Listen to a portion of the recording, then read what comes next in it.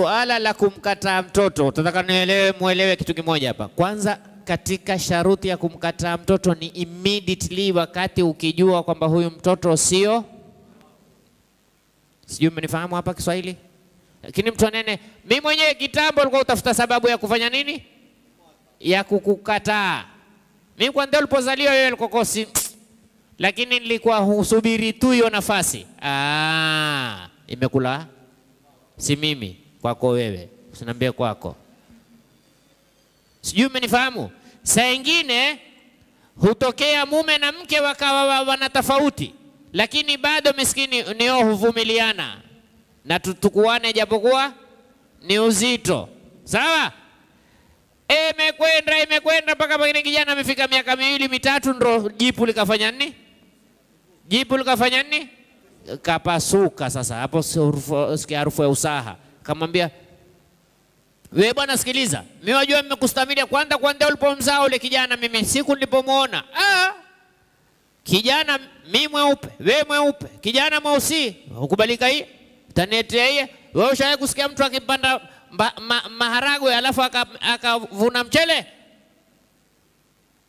Itokea hiyo, leo umepanda mtee. Kitokeacho maharagwe utakubali? Sio.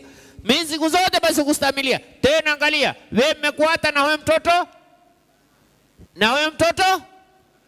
Mbona nyi hamfeswa luko? Na huyo mtoto si wangu. Je, hukubalika? Je, hukubalika? Kwa nini haikubaliki? Kumkataa mtoto ni immediately sikulipotia wasiwasi. Ukiketi wewe ukasema wacha nitamlea hivi hivi, lakini mtoto nisimkubali, ndio ameshakugandama. Jamani, hizi ni sharia zimewekwa. Tusitwende tutakavyoona hawaasisi. Ati leo umemstahimilia ni vile ule mke ukuonesha mazuri, siku umekulepua mke ukamwambia mimi nilikuwa kitambo wallahi kuanzia ujanani mtoto zitendo zake nilomuona menena huyu haiwezi kuwa ni mtoto wangu. Mtoto ibilisi kama yeye hakuna, mtoto ifiriti kama yeye. Kwisha hakataliki tena. La kwanza tulifahamu kumkataa mtoto ni lazima iwe ni nini? Kumkataa mtoto lazima iwe ni nini? Immediately. Pale wewe ukitia wasiwasi tayari umkatae. Ukichelewa imefanya nini? Imeruka hiyo. Pili, kumkataa mtoto si kwa barua.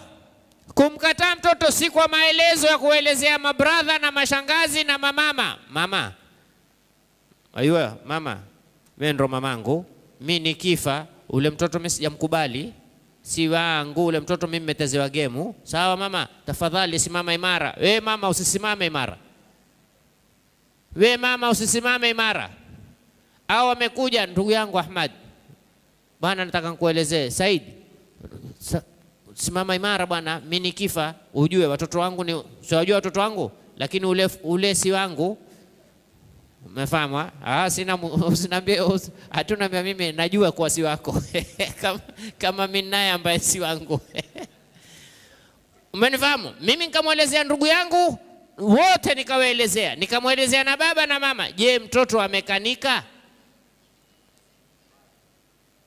Je, amekanika? Mimi nauliza nyinyi, je, hoyo kisharia amekanika? La. Ni ipi njia ya kumkana mtoto? Ni kwenda kwa kadhi. Ukaja msikiti, kadhi atakuleta msikitini. Useme uwape viapo 5 kwamba mimi Izudini na hapa kwamba mke wangu ameniendea kinyume na yule mtoto si wangu, na ikiwa mimi ni mrongo, laana ya Mwenyezi Mungu ifanye nini? Inishukie. Mayamini 5. Baada ya hapo wewe na ule mtoto pamba.